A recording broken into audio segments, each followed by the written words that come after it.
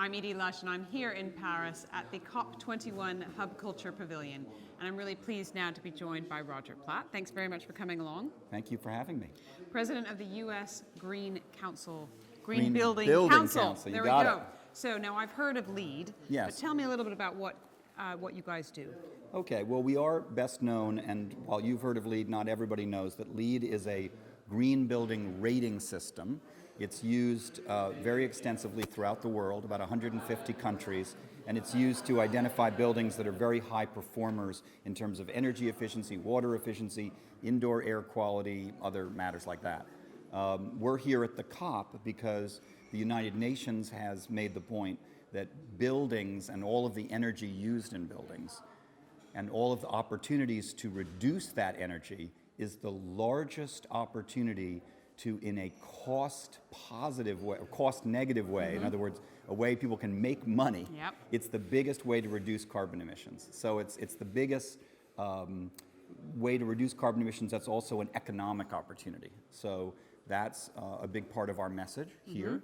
And when we talk about economic opportunity, we recently had a study that was developed by Booz Allen Hamilton that identifies the fact that over the next 3 years, 3.3 million jobs will be created in the US alone just through green construction. And that produces about $190 billion worth of cash in the pockets of workers as a result of this. So, on the Tell one me hand, where those jobs are. What are they actually so doing? I will tell you a sense of those jobs. So those jobs are everything in the supply chain of creating small and large buildings that are built to high environmental standards. So everything from traditional construction jobs to architecture to the manufacturing of products.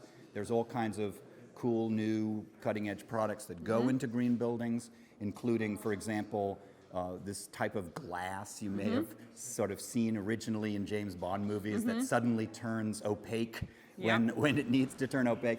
And that kind of glass, known as electrochromic glass, is one of the cool features of green buildings. But in general, what we try to highlight is that while some of these buildings have what we sometimes sneeringly refer to as green bling, you know, cool things on them like solar panels and stuff. That doesn't necessarily correlate to the highest levels of environmental performance. A lot of that is about just where they're sited, where they're located, so that people can take mass transit to them, and also just really good insulation, things that are not as sexy as the green bling, although it helps if you have both. So I'm interested in what about retrofitting buildings? Because clearly that's also a huge challenge. Huge challenge and a big, big issue in places like Paris, in places like New York that are heavily built out. And so there, the great opportunity is to improve the energy performance of existing buildings. But in places like China, where, for example, they say Rome wasn't built in a day, but at current levels of construction in China, 14 days.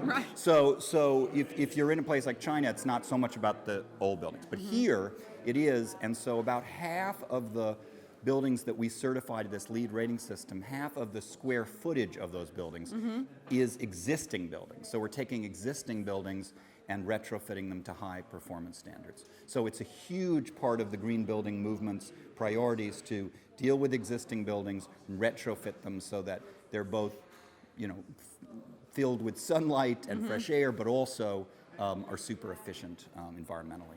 Roger, thank you so much for stopping by the Hub Culture Pavilion here in Paris, and I'm Edie Lush.